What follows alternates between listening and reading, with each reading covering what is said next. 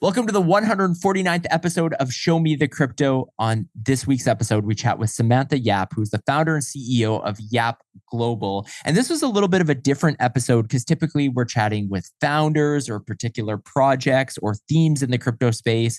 And YAP Global, they are the ones telling the stories about those projects or those different themes because they are a PR agency in the crypto space. Ulf, what were your thoughts through our conversation with Samantha? Yeah, well, it's interesting to talk to someone who is working from that other angle. They're putting out that message for these crypto projects. They're making sure to distill and explain it, similar to how we try to do for our audience in a way that's easy to understand. That is maybe more for the masses than maybe a particular technical audience, which that project might actually be speaking to when they're looking at, like, for example, getting devs on board or something like that. The PR side, you're not really speaking to those people as much. You're kind of getting it out there for the world to hear about. So talking to Samantha about some of the challenges and the opportunities that come with that. We talked about what it's like in a bear market versus a bull market running PR comms. We talked about some nightmares that have happened in the PR space. And as you can imagine, in crypto, there's some real nightmare PR situations you got to deal with. So there was just like a lot of interesting stuff to discuss and talk about, and just a different angle that I'm not used to hearing about. So a lot of it was really interesting for me. And even Samantha's story as a founder in the crypto space, I mean, she went down the route of journalism, and then she kind of accidentally launched YAP Global, which now has 30 team members across multiple countries. It's a global organization. It's really interesting to chat to Samantha about all of these things. One thing we will mention, there were a couple little quick glitches throughout this conversation you may hear throughout. However, they're minor, and don't let that deter you from listening to the whole conversation because a ton of value on this episode. Show me the crypto.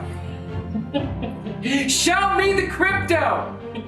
Show me the crypto!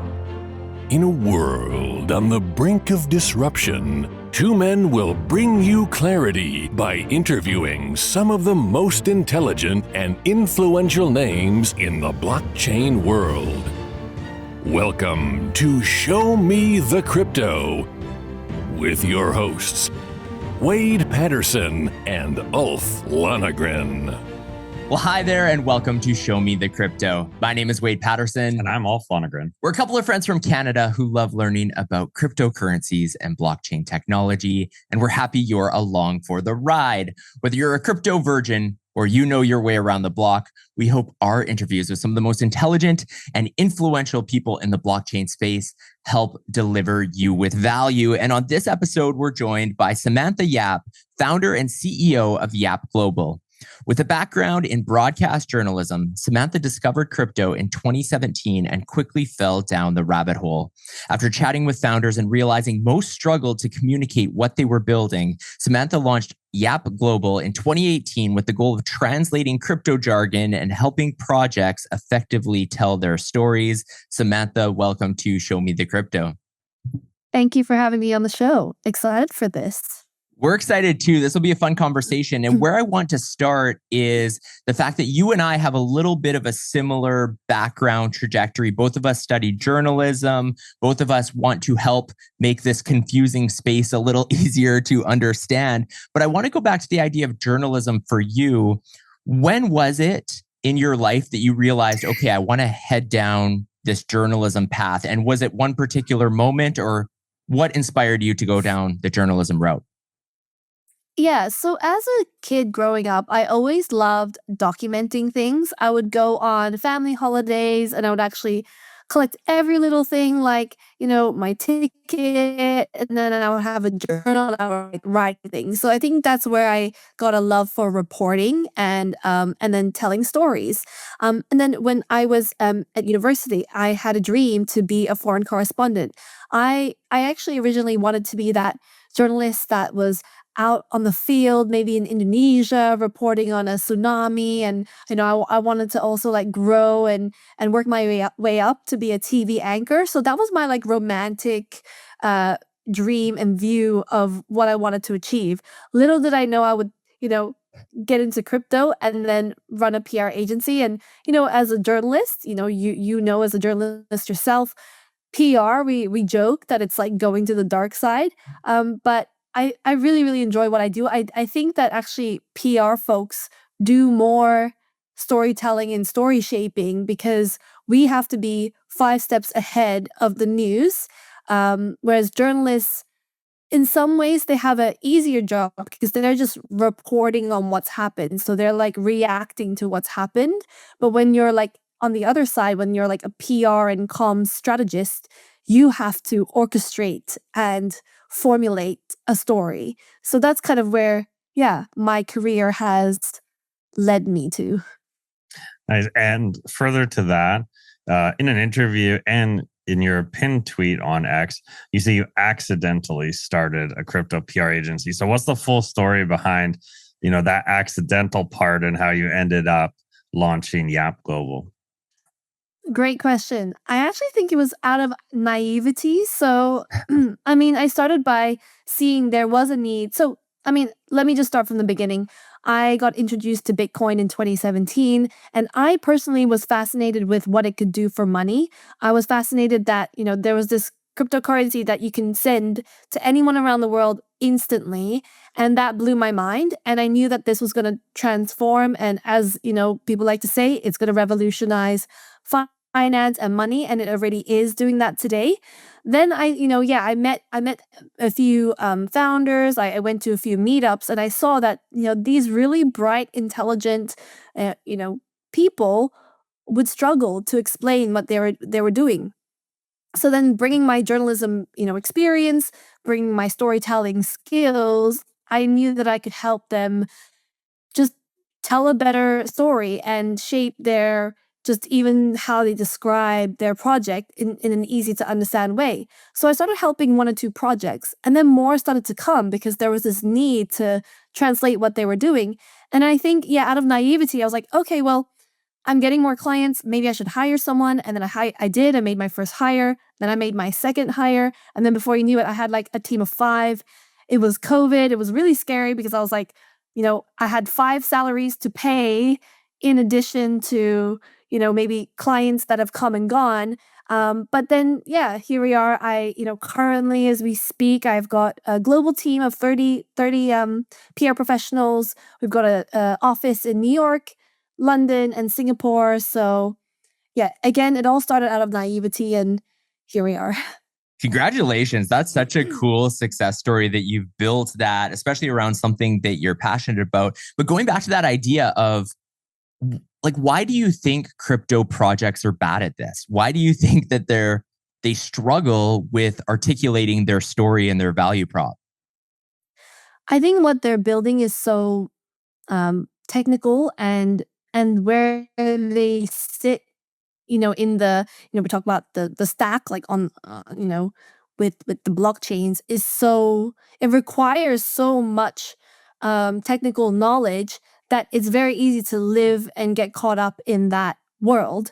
And it makes sense. They need to talk about how to ensure the transactions are faster and more scalable, and think about the security of it all. But I think because they live in that world so much, they just forget that they need to explain this to their, mom or dad or brother or sister. And also maybe that's not where they are spending most of their time. So I think that's why it's really important to have a good partner, like a PR partner or like a comms partner, really help extract and pull out what is really the most important thing to communicate in order to reach their target audience. That could be more users, that also could be more partners. So yeah, I think that's why they struggle to explain what they're doing. And who's YAP working with? And what's your sort of process for landing a client? Like, do they typically do these crypto companies find you because they're looking for someone to help them with that? Or is this a lot of outreach on your end, or just connections, like you said, referrals? How does that all sort of work? And who are some of those companies that those clients under your belt? Yeah, been doing this for almost 8 years. And so right now we're really pleased to be, representing Coinbase, Singapore and the Asia Pacific, we have the Asia Pacific mandate for them. We work with Arbitrum. We also work with Lido Finance, ENS Labs, Near Foundation, Morpho, a DeFi, one of the fastest growing DeFi lending protocols. So these are some of our clients that we currently work with. Over the years, I guess our reputation has grown. In the early days, I used to work with Bitmain, the first Bitcoin miner in the space. Also, my Ether wallet, one of the earliest Ethereum wallets. So I think over time, YAP Global has built its reputation and credibility. And so yeah, we get clients come to us, but also through referrals. So through clients who are happy with what the service they've received from us, and then they refer us to friends and partners that they think need PR. How do you avoid scams? I would imagine that there's a lot of scams that try to legitimize themselves by using a PR agency. How do you avoid that? Yeah, I always say that we almost have to be like a VC firm, although we don't invest in projects. But when we pick who we work with, in journalism, in comms, reputation is so important. And yeah, one bad client could ruin our reputation. So we have an internal vetting system, and we also ask for referrals and that's why word of mouth referrals are really important. So yeah, we have our filtering process. We almost have to think like a VC. Yeah, for sure. And Sorry.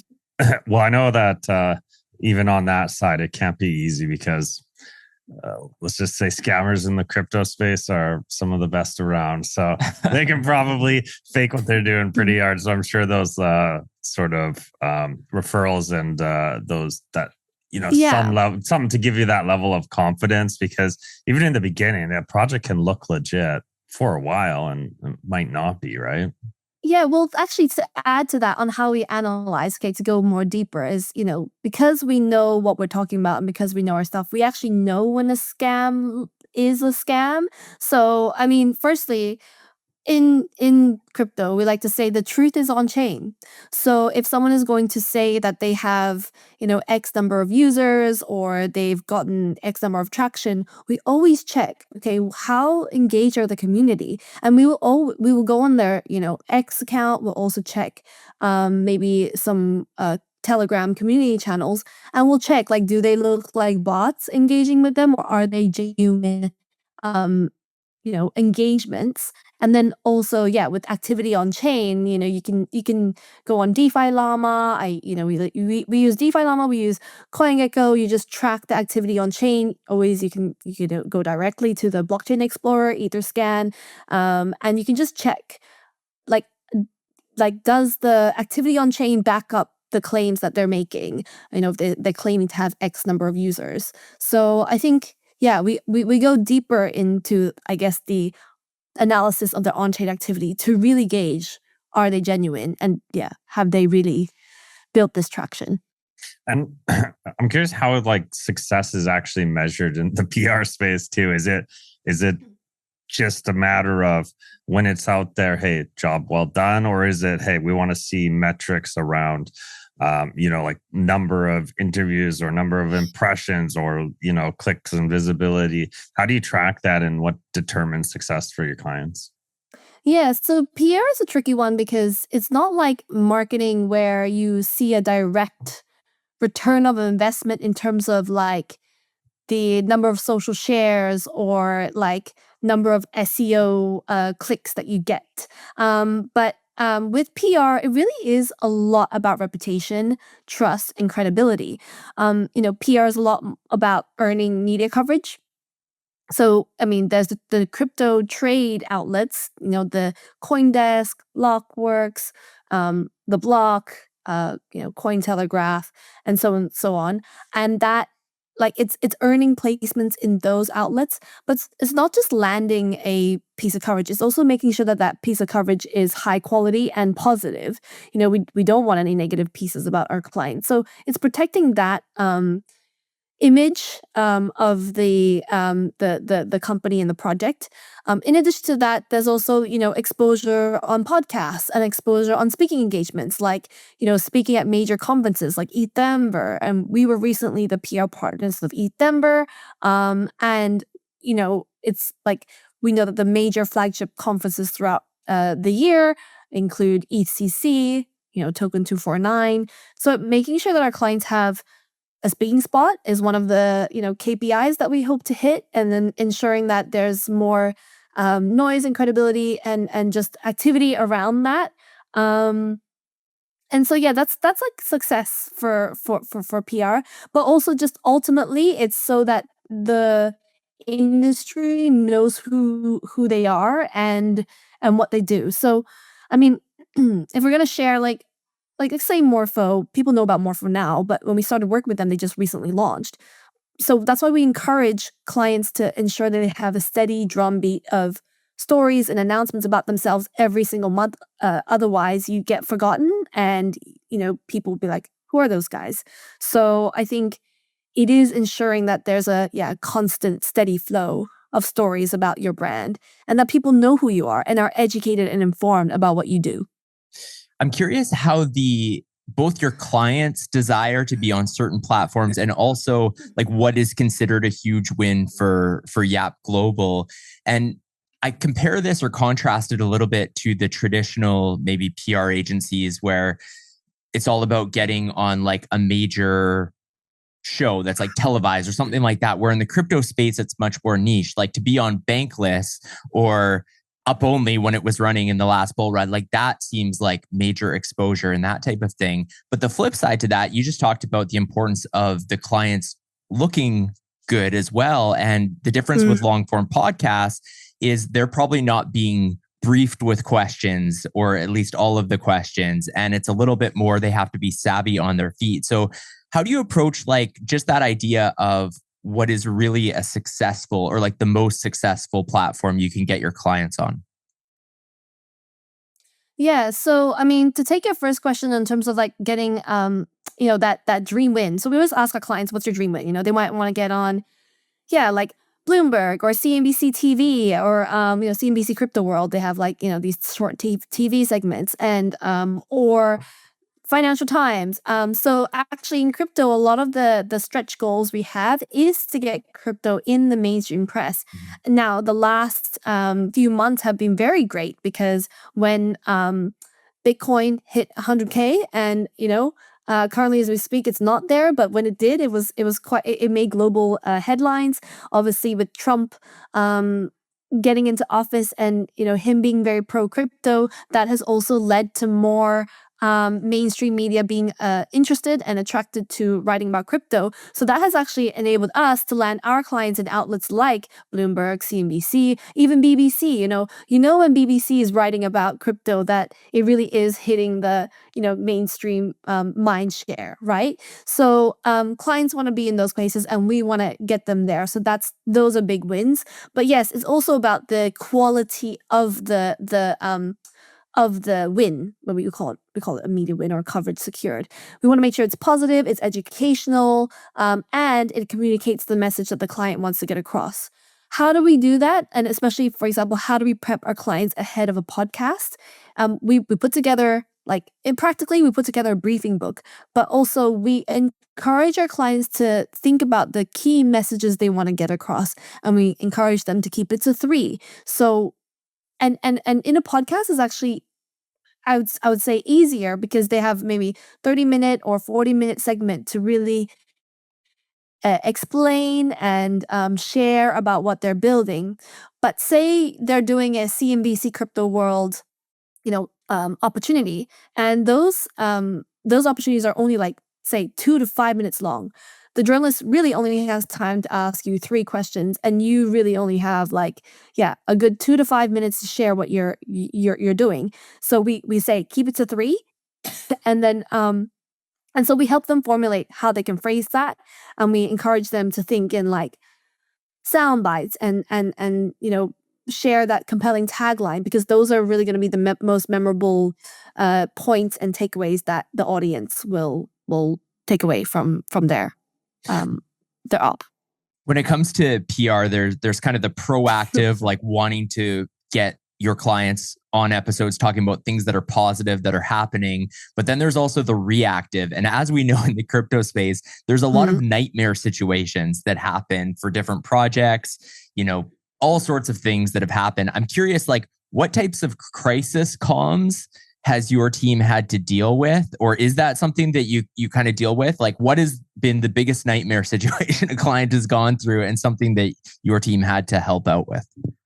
We've dealt with, I would say, it all in a way where we used to work with some pretty, in crypto we say degen DeFi protocols.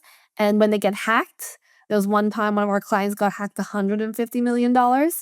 And we had to deal with the crisis for that. And so the way we do that is to be as communicative as possible, to acknowledge and to share updates via X. I think the one thing to note with PR comms in this industry, while I've just spoken a lot about landing in media outlets and media publications, a lot of the crypto world still live on X. So it's just making sure that your statement is out and being frequent, and you're frequently updating your community about what you're doing about the situation to build that trust. We've dealt with that. We've dealt with like a situation where a client's token was depegging against another token, and that was just around the time of the Terra Luna crash, and that led to a lot of fear, uncertainty, and doubt of their token. And so we had to we worked with the journalist to try to explain what was happening and set the tone or set the record straight on what was really going on. So those are just two examples of situations we have to deal with over the years. But crisis comms is quite normal in crypto because crypto is highly volatile. And then also, we're speaking at a time where one of the largest crypto hacks in history happened with Bybit Exchange. $1.5 billion worth of ETH had, left the exchange. We were not involved with that, but I commend the Bybit comms team and also the Bybit CEO for handling that. At the time it happened, he basically live streamed on X himself sharing the update, which I think is very powerful, and that was very impactful. So I'd say that's a really great example of how you deal with crisis comms in the space. Yeah, there's no shortage of crises in the world of crypto, but it's got to be tough as a PR company when your client loses $150 million or something along those lines. So I feel for you in those situations.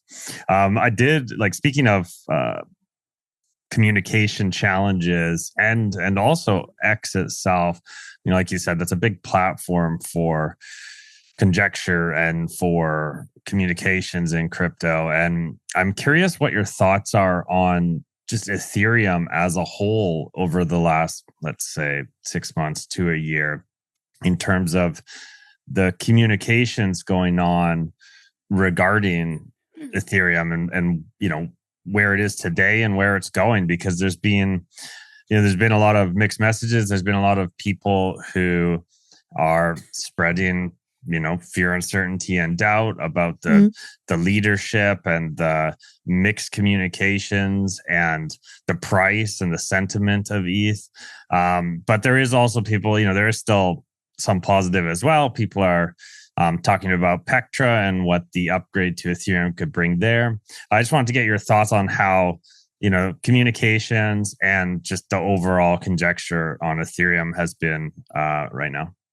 Yeah, so I've been talking a lot about founder-led comms or founder mode comms and how that's really important. I think the power behind Ethereum is that it still has a very clear leader, and that as decentralized as it is, Vitalik Buterin is one of the most influential figures in crypto, and he's still involved and he's still present, and he has a blog post a blog where he puts a blog post occasionally out where he shares his views and his opinions. So there is a leader, and that's powerful, because I think we are human and we like to follow leaders, and we, and we want to turn to someone.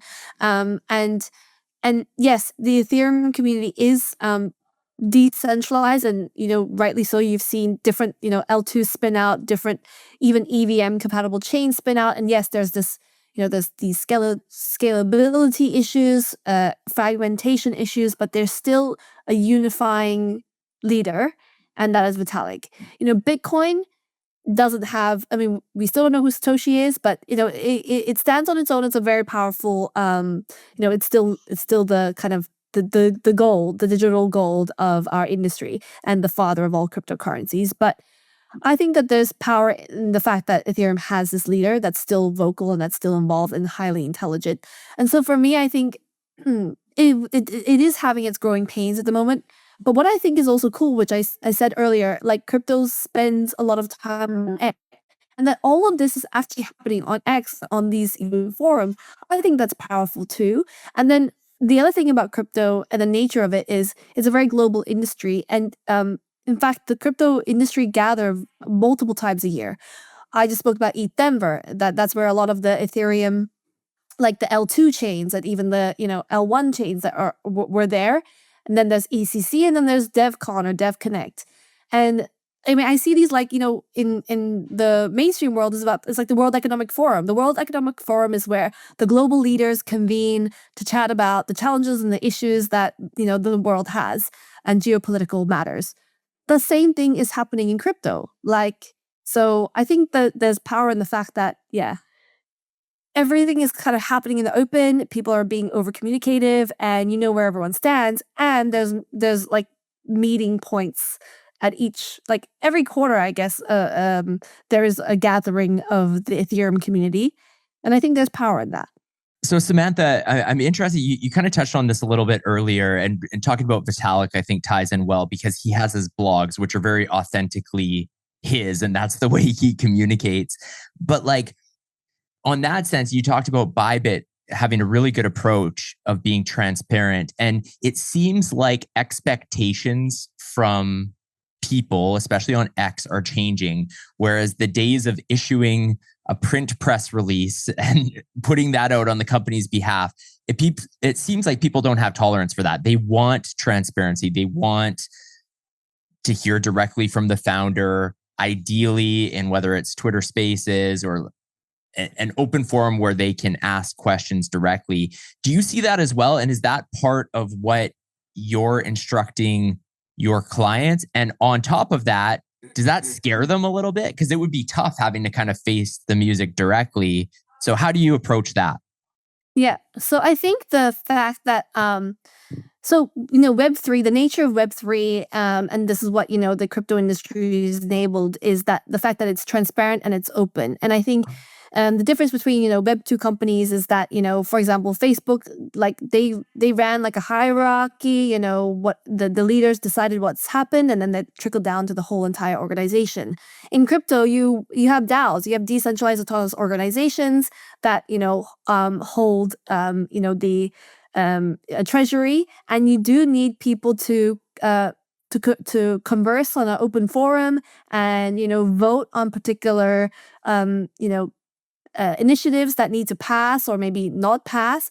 And so I think in Web3, being open, having an open forum on X, jumping on X Spaces to talk to your community and to take questions is encouraged. And also, like, especially with comms, I mean, when people don't look at websites or blogs anymore. If you have a company statement, you're encouraged to put it first on X, and then you can report on it on your socials and on your other channels. But X is the first port of call.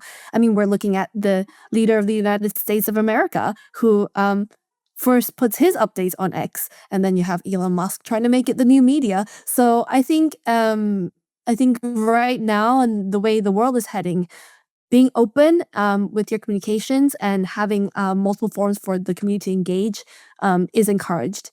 And yeah, I mean, nowadays anyone can reply a leader.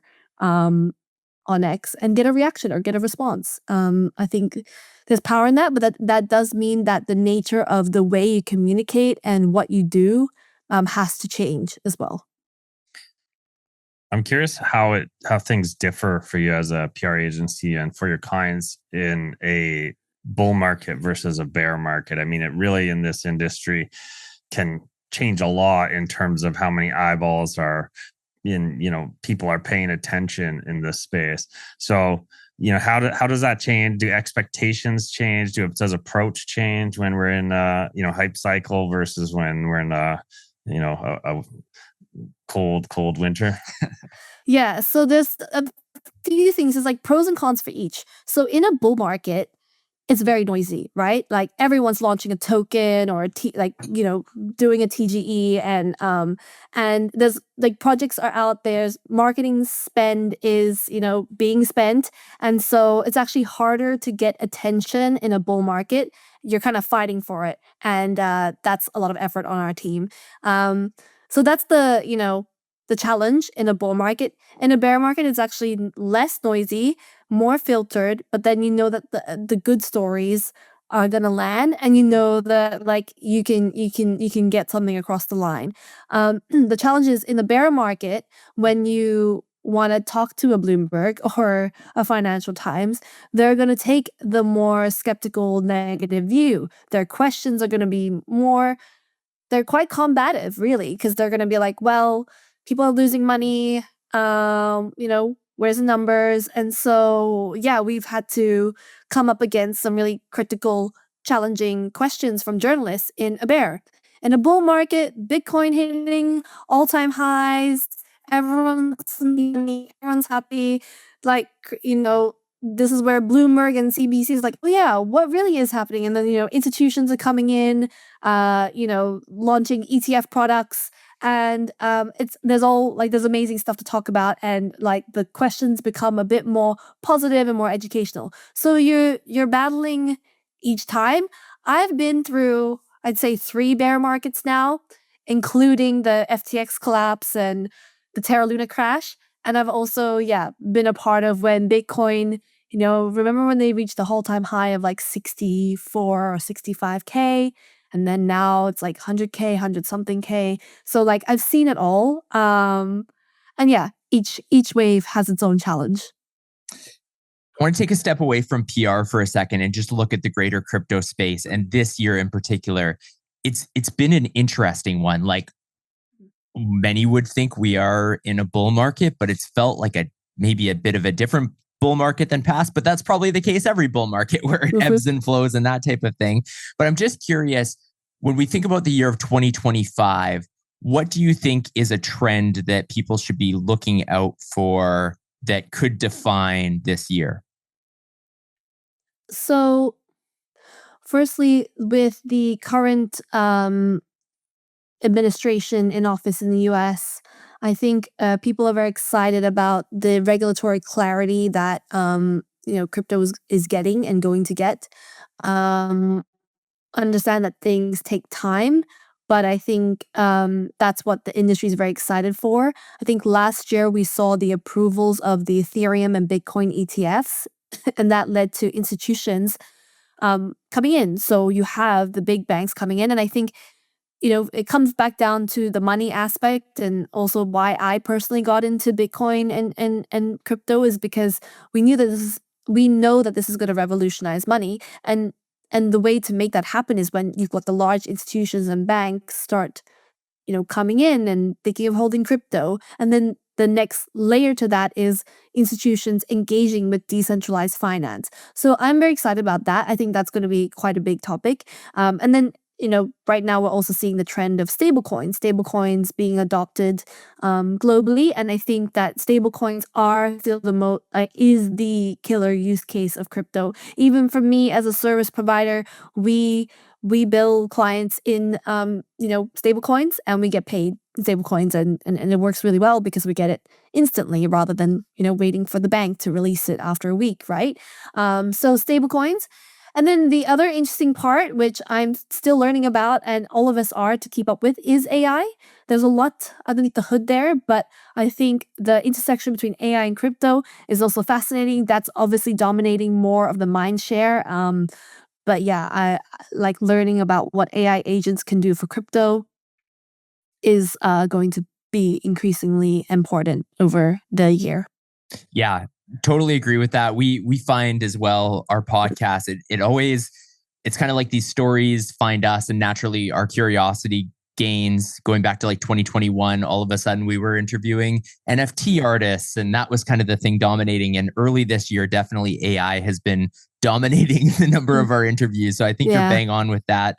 Samantha, we like to end every episode of Show Me the Crypto with the same 3 questions we ask every single guest. It's a segment we call You Had Me at Crypto, and Ulf is going to ask you those questions. Great. Ready? Yep. All right. The first question. Who's your favorite person to follow in the crypto space? Vitalik Buterin. Nice. Most popular answer. Yeah. Nice. Yeah. You're in good company. Second question. What will the price of Bitcoin be 10 years from today? Ooh, that's hard. I feel like could be like, okay, more than $1 million. More than $1 million. Okay. More than $1 million. If you had to pinpoint a Maybe specific dollar amount, what would that guess be? 10 years. Well, it took like 13, 14 years for it to get to 100K. So 10 more years later. Okay, 1.8 million. All right. I like it. That's probably the first time we've heard 1.8 million. Like that's a specific, love it. We have 1.5 recently, but 1.8. Okay. All right. Third question. What is the most underrated project in crypto? Underrated project in crypto.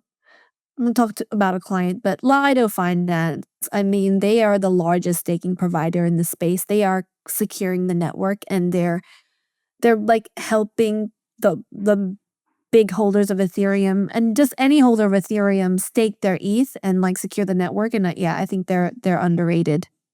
Awesome. Samantha, this has been a fun conversation. Thank you for joining Ulf and I on this episode of Show Me the Crypto. Thank you for having me. Thank you for listening to Show Me the Crypto. Please make sure to subscribe as well as rate and review this podcast.